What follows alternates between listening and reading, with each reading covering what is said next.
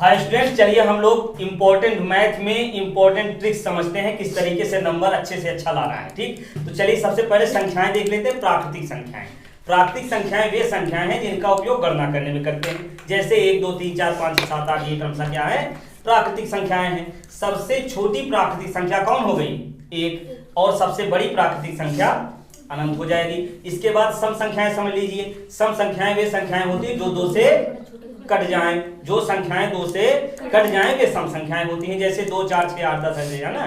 तो जिसका इकाई 0 हो या कोई भी सम संख्या हो, 2 4 6 8 हो इकाई 0 या 2 4 6 8 हो इकाई, वो सम संख्याएं होती हैं। ठीक, तो ये हो गई सम संख्या। इसके बाद विषम संख्या समझते हैं। विषम संख्याएं वे संख्याएं होती हैं जो 2 से ना कटे। जो 2 से नहीं कटती हैं वे विषम संख्याएं होती हैं। सबसे छोटी विषम संख्या 1 के बाद 3 5 7 इस प्रकार से करते जाइए। जो 2 के पहाड़े में ना आए वो विषम संख्या। ठीक, इसके बाद देख लेते हैं भाज्य संख्या।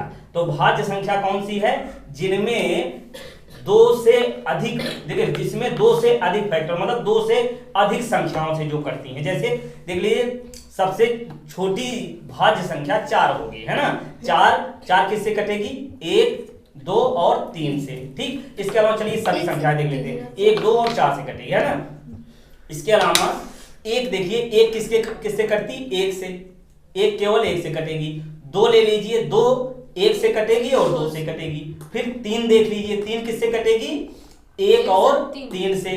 फिर 4 1 2 4 से कटेगी। 5 1 और 5 से कटेगी। तो इनमें देखिए इन सभी संख्याओं में से कौन सी संख्या है जिसका जो केवल 2 संख्याओं से कट रही है वो भाज्य संख्या होगी, है ना। जो केवल 2 से कट रही है वो अभाज्य होगी, और जो 2 से अधिक संख्याओं से कट रही है वो भाज्य हो जाएगी। ठीक, जो 2 से अधिक संख्याओं से कट रही है भाज्य, जो 2 संख्याओं से केवल कट रही है अभाज्य। ठीक, तो इस प्रकार से भाज्य संख्याएं कौन हो गई? 4 6 8 इस प्रकार से भाज्य हो जाएगी। और अभाज्य संख्या 2 5 7 11 इस तरीके से अभाज्य संख्याएं हो जाएंगी। अब देख लेते हैं सहअभाज्य संख्या। सहअभाज्य संख्या वही संख्याएं होती हैं जो एक साथ एक के अतिरिक्त और किसी से ना कटे, जैसे 2 और 7। ये देखिए ये एक साथ एक दूसरे से नहीं कटेंगे, तो ये हो गई सहअभाज्य संख्या। तो इस तरीके से संख्याओं में कैसे प्रश्न पूछता है, पूछेगा कि प्रथम 10 सम संख्याओं का समांतर माध्य निकालिए। प्रथम 10 सम संख्याओं का समांतर माध्य निकालिए। चलिए इसको देखते हैं कैसे लगाएंगे हम। प्रथम 10 संख्याओं का समांतर माध्य सम संख्याओं का, तो सम संख्याएं 10 तक लिख लीजिए। 2 4 6 8 और 10 बटे कितनी? 5 संख्याएं, 5 से भाग दीजिए। टोटल कितना? 6 6 12 8 20 30 बटे 5 कर लीजिए, आ गया 6। तो इस तरीके से 6। तो इस टाइप से जो सवाल बनेगा आप लगा लीजिए, है ना। इसके बाद अगला देखते हैं। ये पूछता है कि ये धनात्मक संख्या विषम संख्या किस रूप में आएगी, धनात्मक सम संख्या किस रूप में होगी, इसको समझ लीजिए। जैसे यदि हम देखिए 2 से जो कट रही है वो क्या होगी? सम संख्या। कोई भी संख्या हम यक्ष मान लें, यदि उससे 2 से गुणा करेंगे तो पूरी संख्या 2 से कटेगी ही। तो ये क्या बन गई? सम संख्या बन गई, विषम संख्या। ये सम संख्या बन गई। अब कोई भी सम संख्या होगी, देखिए 2x के रूप में होगी, या 2p कहा जाए या 2n कहा जाए, 2q, कोई दिक्कत नहीं है ना। ये सभी क्या है? सम संख्याएं हैं। और यदि विषम कहा जाए तो इसी में एक जोड़ दो, है ना। तो ये हो गई विषम संख्या के रूप की। यदि 26 और 156 का लसा 156 है तो मासा ज्ञात कीजिए। देखिए ध्यान दिए कि दोनों संख्याओं का गुणनफल जो होता है, दोनों संख्याओं का गुणनफल जो होता है वो होता है मासा और लासा के गुणनफल के बराबर होता है। तो लासा दिया हुआ 156 तो मासा भी तो 26 होगा, है कि नहीं। बस डायरेक्ट भी लिख सकते हो, इसका मासा कितना आएगा? 26। और दूसरा तरीका कि संख्याओं का गुणनफल, देखिए दोनों संख्याओं का गुणनफल उनके मासा और लासा के गुणनफल के बराबर होता है। तो यहां से देखिए मासा गुणे लासा बराबर दोनों संख्याओं का गुणनफल, यानी 26 गुणे 156, है ना। तो मासा गुणे लासा दिया हुआ है 156 बराबर हो जाएगा 126 156। अब क्या करेंगे? यहां से मासा बराबर क्या आएगा? मासा बराबर क्या होगा? 126 गुणे 156 बटे 156, ये कट गया, आया कितना? 26। डायरेक्ट भी उत्तर लिख सकते हो, इस तरीके से लगा करके भी लिख। प्रश्न में देखिए क्या कह रहा है कि इतना और इतना में किस परिमेय संख्या का प्रसार शांत है और किसका अशांत है ये बताना है। तो इसके लिए देखिए क्या होता है कि जिसका हर 2 पावर m 5 पावर n के रूप का है वो होता है शांत, और जो 2 पावर m 5 पावर n के रूप का नहीं है वो होता है अशांत। समझ गए? तो हर का क्या करेंगे, अभाज्य गुणनखंड कर लीजिए फटाफट। ये है ना, कितने 2 से कटेगा, ये 2 से काटो, 2 1 के 2, 2 8 16, ये हो गया 2 से काटो, 2 9 18, 0 हो गया, 2 से काटो, 2 चौके 8 5 10, 3 से काट दो, 3 1 3 5 15, 3 से काटो, 3 5 15, 5 आ गया। तो अब देखिए ये हो गया। चलिए इसी समय इसको भी कर लेते हैं, 1600, इसका भी अभाज्य गुणनखंड कर लो, कितना आएगा, 2 से काटिए 800, फिर 2 से काटो 400, फिर 2 से काटो 200, फिर 2 से काटो 100, 2 से काटो 50, 2 से 25, फिर 5 से 5 आ गया। अब देखिए इसमें क्या करेंगे, देखिए हर इसको लिखिए, ये 53 बटे ये 360 है, इसमें 2 कितनी बार आया, 2 बार, 2 बार 2 की घात 3 कर लो, 3 कितनी बार आया, 3 बार। अच्छा 2 बार 2 है, 2 बार 3 है और 1 बार 5 है, इसको लिख लीजिए, ये हो गया। ठीक, अब देखिए इसका हर जो है 2 पावर m 5 पावर n के रूप का है कि नहीं है, नहीं है, या ना इसमें देखिए 3 आ गया। 2 और 5 के अलावा यदि कोई संख्या मिल जाए नीचे तो वो इस रूप में नहीं है, 2 पावर m 5 पावर n के रूप का नहीं है। तो यहाँ लिखेंगे कि हर 2 पावर m 5 पावर n के रूप का नहीं है, कीर्ति इधर ध्यान दो, कि रूप का नहीं है, तो क्या होगा, इसका प्रसार कैसा होगा, परिमेय संख्या का, से परिमेय संख्या का प्रसार अशांत होगा। आया? ठीक, इसी प्रकार दूसरा भी लगा लो। दूसरे वाले में क्या होगा, चलिए यहां लगा देते हैं, ये 15 बटे क्या होगा, 2 कितनी बार है, 3 3 6, और 5 कितनी बार है, 2 बार। अब देखिए इसमें 2 और 5 ही आया है, इसका मतलब 2 पावर m 5 पावर n के रूप का है।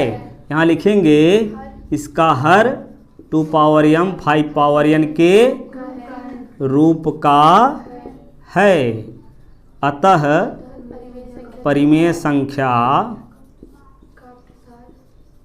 संख्या का प्रसार कैसा होगा, शांत दशमलव प्रसार होगा इसका।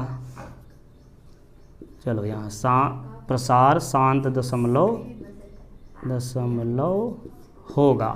ठीक, चलिए अब देखते हैं समीकरण के युग्म किस प्रकार से क्या होता है ना। इसमें पूछता है कि ये दोनों समीकरण के युग्म संगत हैं या असंगत हैं, या इन समीकरण युग्मों से कितने हल प्राप्त होंगे, एक हल होगा, अनेक हल होगा, या कोई हल नहीं होगा। ठीक, तो इन सब चीज़ों की जानकारी हमको मिलेगी कैसे, जैसे हम मान लेते हैं कि एक समीकरण a1x plus b1y plus c1 बराबर 0 और दूसरा a2x plus b2y plus c2 बराबर 0 हैं, ये 2 समीकरण हैं। ठीक, यदि इसमें a1 a2 देखिए x वाला अनुपात और y वाला अनुपात, देखिए चलिए पहले सबसे पहले क्या करते हैं, इन दोनों को बराबर, सबको बराबर कर लेते हैं। तो ये सभी अगर बराबर हैं, समझिए पहले वाले समीकरण के और दूसरे वाले समीकरण के ये सभी अनुपात अगर बराबर हैं तो दोनों एक ही बिंदु से होकर के जाएंगी। ये पहली वाली रेखा जिस बिंदु से होकर के जाएगी, दूसरी वाली भी उसी बिंदु से होकर के जाएगी, और दोनों रेखाएं जितने बिंदुओं पर मिलेंगी उतने इसके हल होते हैं। तो ये सभी बिंदुओं पर मिल रही हैं, अनेक हल होंगे, इसमें कितने हल होंगे, अनेक हल होंगे। ठीक, और दूसरी स्थिति समझिए, जब a1 अपान a2 बराबर नहीं है b1 अपान b2 के और ये बराबर है। ठीक, ये बराबर ना हो कोई मतलब नहीं है, तो a1 upon a2 not is equal to b1 upon b2, ये दोनों अगर बराबर नहीं है अनुपात, तो इसको हल करके है x y किसी एक को विलुप्त करके या प्रतिस्थापन द्वारा कैसे भी हम लगा लेते हैं ना, तो इस किसी को विलुप्त करके लगाते हैं। तो ये अनुपात बराबर नहीं होगा तभी तो लगाएंगे, तो बराबर नहीं होगा तो ये दोनों रेखाएं एक दूसरे को प्रतिच्छेदित करेंगी, यानी किसी एक बिंदु पर मिलेंगी। तो कितने हल होंगे, एक अद्वितीय हल होगा, एक अद्वितीय हल होगा, समझ गए। और तीसरी स्थिति क्या है कि जब a1/a2 ये वाला बराबर हो और ये बराबर ना हो, ठीक, तब क्या होगा, दोनों रेखाएं समांतर होंगी। और जब समांतर होंगी, देखिए कितने बिंदु पर मिल रही है, एक भी बिंदु पर नहीं मिल रही है। इसका मतलब इसमें कोई हल नहीं होगा, इसका कोई हल नहीं होगा, समझ गए। अब देखिए जिसमें हल प्राप्त होता है, जिसमें हल प्राप्त होता है वे दोनों से, देखिए इन दोनों स्थितियों में ये समीकरण के युग्म क्या होते हैं, संगत होते हैं, और जिसमें हल नहीं होता है वो होते हैं असंगत। तो आप तुलना करके आसानी से संगत और असंगत देख सकते हैं ना। तो इन दोनों में संगत और असंगत हम देख सकते हैं। अब इनको हल करना है ग्राफीय विधि से, विलोपन विधि से, वज्र गुणनखंड विधि से और ग्राफ विधि द्वारा। तो हमने तीनों बताया है, ये छूट गया था ग्राफ वाला, इस सवाल को हम ग्राफ विधि से लगा देते हैं, ठीक। तो चलिए देखते हैं। अब एक सवाल और समझिए, इसमें जब अनेक हल हैं, इसी में पूछता है, जैसे 2x + ky = 3, और ये वही समीकरण लिख देते हैं, मान लो -1, यही है। तो ये कह रहा है कि इसमें अनेक हल हैं तो k का मान याद करो, अनेक हल हैं तो k का मान याद करो। जब अनेक हल होंगे तो क्या होगा, यही स्थिति बनेगी, यानी 2/2 = k/-1, ये अनुपात बराबर कर देंगे। तिरछा हल कर लो, 2k = -2 है कि नहीं, गुणा होगा -2। अब इधर k बराबर आ जाएगा -2/2, कट जाएगा k का मान -1। अनेक हल हैं तो k का मान याद कीजिए। इसी प्रकार से अद्वितीय हल हैं, कोई हल नहीं है, तो आप तुलना करके आसानी से लगा सकते हो, ठीक। ये दूसरा टाइप हो गया। अब तीसरा अब लगा देते हैं ग्राफ विधि से, इसको हम कैसे हल करेंगे, है ना। तो ग्राफ विधि से हल करने के लिए पहले टेबल तैयार करना होगा दोनों समीकरण के लिए। कैसे, x + 2y - 3 = 0। तो इसमें x या y का मान निकाल लीजिए पहले। x बराबर यदि लिखेंगे हम तो कितना बनेगा, 3 इधर लाइए, 3 और 2y इधर होगा -2y, है ना। कुछ सरल कर लो इसको, है ना। इसके बाद फिर क्या करेंगे, टेबल तैयार करेंगे। कैसे, इस प्रकार से यहाँ रखिए x, यहाँ y। अब y का मान कुछ रखिए, x का कुछ मान प्राप्त होगा। y का मान कुछ भी रख लीजिए, चलिए 1 रखते हैं ना। y का मान 1 रखेंगे तो क्या मिलेगा, 2 - 3 - 2, 2 × 1 यानी 2, कितना बनेगा, 1 आया। अब y का मान कुछ और रखिए, 2 रख लीजिए, 2 रखेंगे तो कितना मिलेगा, 3 - 4 यानी -1 आया। फिर और कुछ रख लीजिए, 0 रखेंगे, चलिए 0 ही रख दीजिए। y का मान जब 0 रखेंगे, 3 × 0 0, मतलब 2 × 0 0, ये बचा कितना, 3 हो गया। तो पहले रेखा की टेबल बन गई। अब दूसरी रेखा की भी टेबल बना लो। चलो यहाँ नीचे लिखते हैं, यहाँ से x या y का कोई भी मान निकाल लो। तो क्या करें, चलिए y इधर कर दीजिए, x बराबर क्या है मिलेगा, y बराबर, देखिए y को इधर कर लिया तो माइनस है तो प्लस हो गया, बचा इधर कितना, 2x - 1, 2x - 1 बचा। अब इसके लिए भी टेबल बनाओ, ठीक। तो ये हो गया, इसमें कम से कम 2 मान निकाल लिया कीजिए, है ना, हम 3 निकाल रहे हैं। तो अब वही मान रखिए, y का मान 1 रख देंगे तो कितना मिलेगा, y का मान 1 रखिए, या x का मान यहाँ रखिए, x बराबर इधर लिखे ना, x वाला पद हम इधर लिखें तो x वाला रखिए। तो x का मान 1 रखेंगे तो क्या मिलेगा, 2 × 1 कितना, 2 - 1 कितना, 1 आया। फिर -1 रख लीजिए x की जगह, -1 जब रखेंगे तो कितना मिलेगा, 2 - 1 -1 -2 -1 -3 आ जाएगा, ठीक। फिर रखिए 3 रख लीजिए x की जगह, तो 3 रखेंगे तो कितना, 3 दूनी 6 -1 यानी 5, 3 रखेंगे तो ये 5 आएगा। तो अब देखिए दोनों समीकरण के लिए एक टेबल मिल गया। अब क्या करेंगे, इस तरीके से ग्राफ बनाइए, ये हो गया, इसमें माइनस में भी है, चलिए कोई बात नहीं, ऐसे लिखिए 0 1 2 3 4 ना, 5 तक है मैक्सिमम मान, 5 6 तक लिख लीजिए, 1 2 3 4 5 6, इधर -1 -2 -3, ठीक, -3 -4, -1 -2 -3 -4 हो गया। अब प्रत्येक बिंदु को ढूंढिए, इसमें कहाँ है।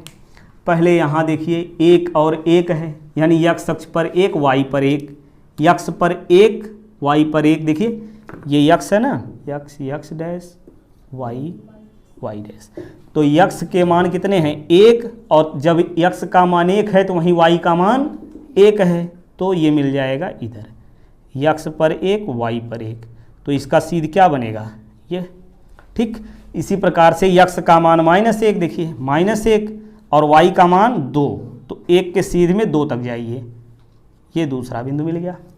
तीसरा ढूंढिए 3 और 0, यक्स पर 3 0, ये मिल गया, ये यहाँ कहीं। ठीक, अब इन तीनों बिंदुओं को मिला करके रेखा खींच दीजिए, ये हो गई रेखा। ठीक, अब ये किस समीकरण की रेखा है, ये पहले वाले की, यहाँ लिखिए यक्स प्लस 2y माइनस 3 बराबर 0। ठीक, इसी प्रकार से दूसरे समीकरण की भी रेखा खींचिए, कैसे होगा, यक्स का मान 1 वाई का मान 1, यही बिंदु मिलेगा, इसको ब्लैक से खींचते हैं, यहाँ हो गया 1 1। ठीक, फिर यक्स पर -1 वाई पर -3, ये नीचे कहीं आएगा। ठीक, अब 3 और 5, यक्स पर 3 वाई अक्ष पर 5, तो ये कहाँ मिलेगा, यहाँ कहीं, 3 के सीध में यहाँ 5। ठीक, कौन कौन बिंदु मिला, 1 2 3, इन तीनों बिंदुओं को मिला दीजिए इस प्रकार से। ठीक, यहाँ कर दीजिए इसको। ठीक, अब क्या करेंगे, देखिए ये दोनों रेखाएं किस बिंदु पर मिल रही हैं, यहीं मिल रही हैं 1 1 पर, तो जिस बिंदु पर मिलेंगी वही इनका हल हो जाएगा। ठीक, इसका हल कितना है 1, ये हो गया ग्राफी विधि से। चलिए अब द्विघात समीकरण देखते हैं। द्विघात समीकरण में देखिए बहुत ही शार्ट तरीके से पूरा कंप्लीट समझ में आएगा कैसे। इसमें देखिए 3-4 टाइप से क्वेश्चन बनता है। पहला 3x² - 6x + 5 बराबर 0 के में मूल की प्रकृति ज्ञात कीजिए। मतलब द्विघात समीकरण दिया होगा, मूल की प्रकृति ज्ञात करना होगा पहला। दूसरा मूल वास्तविक है तो मूल ज्ञात करो। दूसरा, तीसरा हो गया कि मूलों का गुणनफल और मूलों का योगफल ज्ञात करो। क्या, मूलों का योगफल और मूलों का गुणनफल ज्ञात करो। तो 3 प्रकार से इसमें प्रश्न बनता है। और चौथा ये बनता है कि मूल समान है तो k का मान ज्ञात करो, या कह दिया जाएगा इसके मूल इतना है तो k का मान ज्ञात करो। ये 5 टाइप से इसमें क्वेश्चन बनता है। तो चलिए सबसे पहले ये पहला देख लेते हैं, मूल की प्रकृति। मूल की प्रकृति निकालने के लिए क्या करेंगे, इसको 3x² - 6x + 5 बराबर 0 की तुलना, इसकी तुलना करेंगे ax² + bx + c बराबर 0 से करने पर, तुलना करने पर। अब तुलना कीजिए क्या मिलेगा, a बराबर कितना मिला 3 और b बोलते जाइए, b का मान कितना होगा -6 और c 5 हो गया। ठीक, a b c मिल गया। अब क्या करेंगे, देखिए मूल की प्रकृति निकालने के लिए हम विविक्त कर पहले निकालेंगे। क्या निकालेंगे, विविक्त कर। ये फार्मूला याद रखना है आपको, विविक्त कर b² - 4ac। अब b देखिए कितना है, इसमें -6 रख दीजिए स्क्वायर -4, a कितना है 3 और c 5। अब इसको सॉल्व कीजिए, ये 36 हो गया, -4 × 12 = 60। अब ये घटाइए, इसको कितना आएगा, 10 में से 4 गए 6, यहाँ बचा 5, 5 में से 3 गए 2। अब ये देखिए 60 बड़ा है तो माइनस में आएगा, है ना। तो अब देखिए माइनस में आ गया। अब समझिए ध्यान से, प्रकृति कैसे समझेंगे कि यदि विविक्त कर यानी b² - 4ac, पहला सूत्र, यदि विविक्त कर b² - 4ac 0 है तो मूल कैसे होंगे, वास्तविक और समान होंगे। कैसे होंगे, वास्तविक और समान हो जाएंगे। दूसरा, b² - 4ac का मान 0 से बड़ा है, 0 से बड़ा यानी धनात्मक में है, धन में है, तो मूल वास्तविक और असमान होंगे। कैसे होंगे, वास्तविक और असमान हो जाएंगे। ठीक, और तीसरी स्थिति b² - 4ac ये 0 से छोटा है, 0 से छोटा यानी ऋणात्मक संख्या आ जाए तो काल्पनिक हो जाएगा। क्या हो जाएगा, काल्पनिक हो जाएगा। समझ गए, मूल काल्पनिक होंगे। यदि मूल काल्पनिक होंगे तो उसमें ना तो मूल ज्ञात करना होगा, ना तो मूलों का योग, ना गुणनफल। जब मूल ही काल्पनिक है तो मूल क्या ज्ञात करेंगे, क्या योगफल क्या गुणनफल, है ना। तो मूल काल्पनिक है तो कुछ नहीं। तो यदि मूल वास्तविक हैं तो उन्हें ज्ञात कीजिए। तो यहां हम चेक करेंगे कि मूल की प्रकृति कैसी है, विविक्तकर निकाल करके हमने देखा तो -24 आया। अब यदि माइनस है तो बताइए वास्तविक होगा कि काल्पनिक होगा, क्या होगा, ये माइनस में आया ना, तो इसका मतलब काल्पनिक है। तो यहां लिखेंगे कि मूल इसके कैसे हैं, काल्पनिक हैं, मूल काल्पनिक हैं। और जब मूल काल्पनिक हैं तो ना तो मूल ज्ञात करना, ना तो योगफल गुणनफल हो गया। अब आगे देखेंगे इसमें कि देखिए हम यहीं अंक बदल दे रहे हैं, हम अंक यहीं बदल दे रहे हैं। मान लो यहां हम कर दें 1 लिख दें, है ना, यहां 1 लिख दें। अब मूल की प्रकृति बताइए, मूल वास्तविक है तो उन्हें ज्ञात कीजिए, योगफल गुणनफल अब हम निकाल सकते हैं। चलिए निकालिए, यहां हम लिख दे रहे हैं 1, ठीक, प्रयास कीजिए हमारे साथ क्रम से। अब इसे तुलना करेंगे, a का मान 3, b -6 और c हो गया 1। विविक्तकर निकालिए, यहाँ c की जगह 1 रख दीजिए, है ना। तो कितना आएगा, ये 36 हो गया, -4 तिहाई 12। अब घटाओ इसको, कितना है, 6 में से 4 2 गए 4, और यहाँ बचा 3 में से 1 गए 2, तो 24 देखो आ गया यहाँ पर प्लस में। अब जब प्लस में आया तो मूल कैसा होगा, ये मूल इसका वास्तविक और असमान होगा। देखिए धनात्मक आया है तो मूल वास्तविक और असमान होगा, ठीक। यहाँ लिख देंगे मूल प्रकृति इसका लिखेंगे क्या, मूल वास्तविक और वास्तविक व असमान है, ठीक, ये हो गया। अब इसके बाद हम देखिए मूल ज्ञात करेंगे। इसके बाद क्या ज्ञात करेंगे, मूल। तो मूल ज्ञात करने के लिए मूल का फार्मूला कौन सा है उसको देख लेते हैं।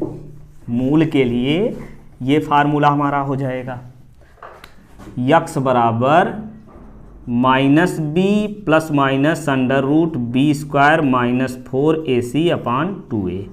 ये हो गया मूल के लिए फार्मूला। अब देखिए इसमें b कितना -6 था और c 1। तो अब इसी में मान रखिए क्रमशः, देखिए ध्यान से, ये माइनस लगाइए, b कितना है -6, अब प्लस माइनस b की जगह कितना लिखेंगे, -6 का होल स्क्वायर -4, a कितना है 3 और c 1 है, बटे 2 गुणे a कितना है 3। अब इसको सॉल्व कर लीजिए, कितना माइनस माइनस प्लस हो जाएगा, +6 प्लस माइनस ये हो गया 36 -4 तिहाई 12 बटे 3 दूनी 6।